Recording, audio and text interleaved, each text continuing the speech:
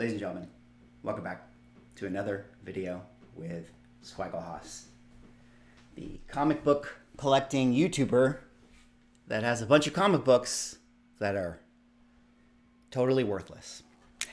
Well, folks, we got the news yesterday.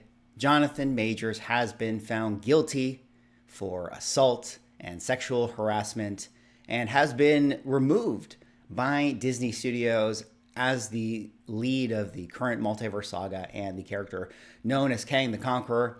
I don't want to make light of the situation. Obviously, it is an unfortunate event for the victim, all the people involved in this story, and it's really, really a shame that this had to play out the way that it did. But in this video, I did think that it was important for us to do what we do here on the channel and talk about, the secondary market, how these books relate to, things going on in pop culture, talk about some of the values and follow some of the interesting things that have been happening on eBay. While you would think that with the removal of Jonathan Majors as Kang the Conqueror, there would be a fire sale of Avengers 8 books out there in the secondary market, we've actually seen a little bit of the opposite.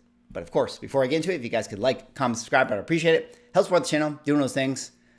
But let us get into this video here today. Now, coming off of this Deadline article, of course, just to give you guys a little bit of added context, I'm sure you guys have at this point already heard about this story, but from Deadline, this article by Anthony D. Alessandro, Jonathan Majors fired by Disney Marvel Studios after assault guilty verdicts. Actor had played Kang the Conqueror. Let me just read a few lines from the article here. Jonathan Majors is out of the Marvel Studios kingdom. The news comes today in the wake of the Emmy-nominated actor being found guilty of reckless assault and harassment in his domestic violence trial by a 6-person NYC jury. A studio rep confirmed the news about their decision to not move forward with Majors in the MCU. Now, the article kind of continues to go on to talk about, him being involved in Quantumania and having a role in the MCU and things like that. I do find it interesting that the language that Disney Marvel Studios had used coming out of their press conference, or their press release, I should say, is that they're deciding to not move forward with Majors, but they didn't specifically say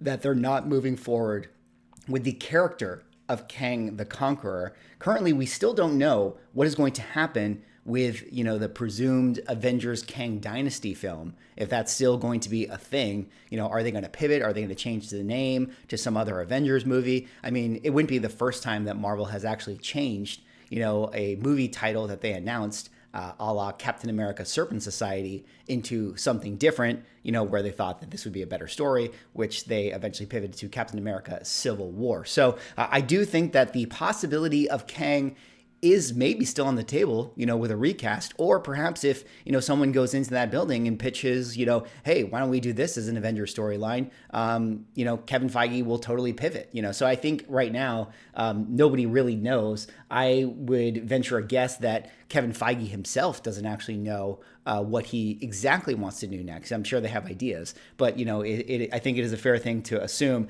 that right now all things are still sort of on the table as this thing kind of plays out. But the most interesting part of this is, of course, talking about how comic book collectors are going to react to, say, a book like Avengers number 8, first appearance of Kang the Conqueror. I mean, now this is a book I've obviously talked about many times here on the channel, and we've been addressing the fact that this is a book that, like many of the others in the current state of the, macroeconomy in the market, has corrected quite a lot. And it makes sense as to why it has, because obviously this was a book that was heavily speculated on, a lot of people buying into it. I mean, even myself, I've bought, many copies of this book. I'm somebody, one of the rare people that actually enjoys this character in the comic books, but I realize that I am in the minority. But I actually wanted to see, in the wake of this news, if we were going to be seeing a fire sale of the Avengers 8 comic book. So, going over here to eBay, obviously this is not a perfect system, but, just checking newly listed items here.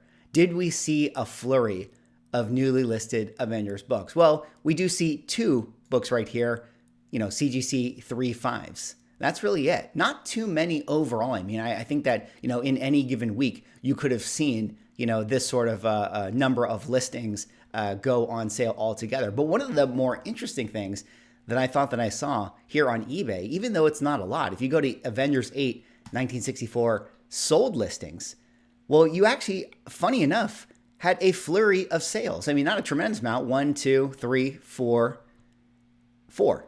You had 4 sales that came immediately after the announcement of him being found guilty. Now, I don't know if these people were buying it because they're thinking to themselves, hey, now's as good a time as any to pick up this book because, I'm just somebody who actually wanted this book, and it's been really, really annoying that I've had to compete with all these speculators for the prices and things like that. But we actually saw more sales of Avengers 8 on eBay than we saw new listings come onto the market, which is not something that you would have suspected to happen.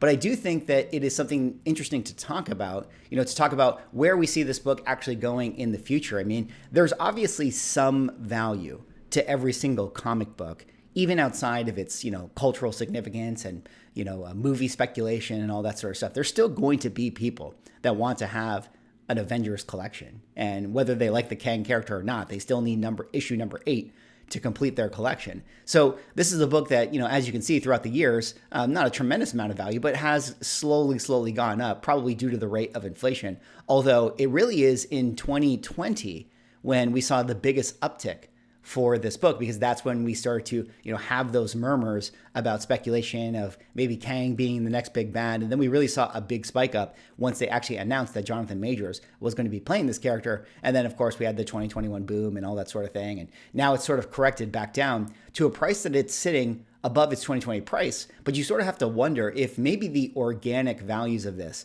was before it ever really got inflated. Is this corrected value where it currently sits here at the 7.0 grade at $12.75? Should it actually go all the way back to 2019, 2018 values when this book had a natural sort of organic collector base that wanted to pick it up? And that is the actual true floor value, where in this particular instance, it would be at that maybe $960 on the high, but like $500 on the low here at the 7.0 range. Let me know in the comments what you guys think. I mean, this actually made me think about a lot of the other books, related to MCU and inflation and all that sort of stuff. One of the interesting things of the story is, this hasn't quite happened in the superhero movie world that we live in, where, there's been full-on announcements with characters, full-on appearances with characters, and then they maybe had to pivot away from it. I mean, certainly we've had recastings. War Machine was recast, for instance. Hulk, Mark Ruffalo was recast. But there was never an assumption that that character was actually going to be taken off the table, where now, even though we don't know that Kang's going to be taken off the table, there's current rumors and speculation that, yeah, they're going to totally pivot away from this and go on to Doctor Doom or whatever they decide to do. So it's really interesting, territory to be in. And it's an interesting thing to look at as far as how the secondary comic book market behaves as a result of it. Now, the other little things I want to point out here is I have Werewolf by Night 32 pulled out right here, of course, the first appearance of Moon Knight, and here at the 8.0 grade. I just wanted to point out, how many key books got the early inflate versus the COVID 2021 comic book boom, where when we had the initial announcement that, hey, Disney Plus is going to come and we're going to have a series called Moon Knight, or we're going to have a series called She-Hulk, a lot of these books got inflated off that announcement around the 2018, 2019 time. And you can actually see a little bit of a spike up right there. And then it actually corrected back down slightly after that. And then it had the 2021 run up. So a lot of these books, where they are today, having been corrected, based on like the models that I've been talking about, have actually dipped down below some of those 2020 values because they already had that early inflate. A lot of the shows that were announced on Disney Plus, and on top of that, a lot of Fantastic Four and X-Men books as well got an inflate coming off of the merger of Fox Films, where you see back here in 2018, as soon as Fantastic Four was purchased, well, they saw a giant lift into the values of their book. So you have to sort of wonder, it makes me think about, this news announcement and having to take Kang off the table and where we might be, sort of asking the question, like, if we didn't have, these movies elevating these prices, what would be the true floor value for a lot of these books? What is the natural collector base that actually is there to, absorb these books when they go on sale out there in the market with a $1 start? And it's really interesting to think about, how a lot of these ones have been, at least artificially bumped by a lot of these movies. And it is possible that, these prices for individual keys could dip below that of, whatever they were selling for all the way back when, before we got these announcements. But the funny thing is like what we've been seeing, in these last set of movies is the realization of a lot of these characters have actually hurt the values more than they've actually helped the values. And that has become a really, really big problem. And even outside of, the speculation side of it, I mean, it really does damage and sour your own sort of feeling on, this character that presumably you love. I mean, shout out to all the OG Morbius fans out there that actually legitimately love Morbius. I mean, you can't even post your ASM 101 on an Instagram post anymore without somebody going like, oh, Morbin time, oh, Morbius sucks, or whatever it is. Like, you've been hurt just by liking this comic book. But of course, that's a little bit beside the point, but it is interesting to think about how much these cultural things have an impact, if not, strictly from a financial level, because I still do think that, macro economy has more to do with the fact of, what happens with comic book values than individual movies, which of course cause temporary inflations and deflations and things like that. But, I still think that, due to the rate of inflation, like I said, with this Avengers 8 Kang book, before that this thing ever was actually popping off in the market, I mean, it still went up ever so slightly due to the rate of inflation because of, people just wanting to hold on to this stuff. So really, really interesting to, take a look at the market, where we are going from here. I mean, I'm curious to hear what you guys think about, the current situation. What do you think Disney is ultimately going to do with this? I know a lot of the rumors is that they will pivot away from Kang. Although, knowing what I know about, some of these companies that are, slow to turn and pivot, I wonder if they're going to try to salvage this story as much as they can. I mean, I think right now where they ended it with Loki, they wrote themselves into a position where they could do anything that they want. But I don't necessarily think that this means that they're not going to continue on with the Kang storyline. In fact, I'm somebody who believed that they probably were always going to do the thing where, Kang was going to be, the bad guy of Kang Dynasty, and then Doom was going to be teaming up with the heroes. And then at the end of Kang Dynasty, Doom was going to do the thing where he actually, steals Kang's powers or the Beyonder's powers or whatever the case is. And then he's the villain of Secret Wars. It seemed like just following the script was always going to be the thing that they would always do anyways. I don't really know why they, there's been all this discussion of like, oh, and Kang is going to be the main bad guy of Secret Wars as well. Like that never really made sense to me. So I still think that they're going to kind of stick to the script and kind of follow the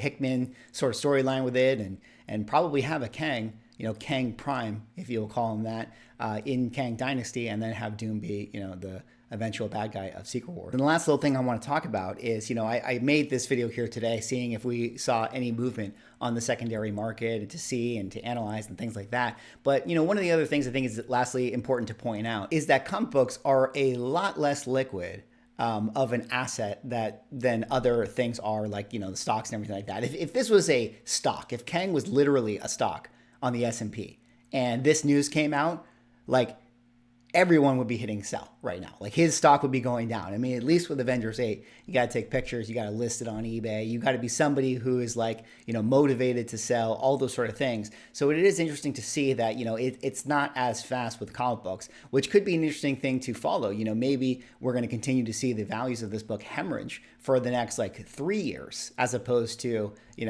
having it be sell, all this current week. So we'll have to keep our eye on that one. But anyways, that's all for this video. That was me sort of covering this announcement of Jonathan Majors. Let me know what you guys think in the comments. Are you guys buyers? Are you guys sellers? Let me know. Like, comment, subscribe. See you on the next one.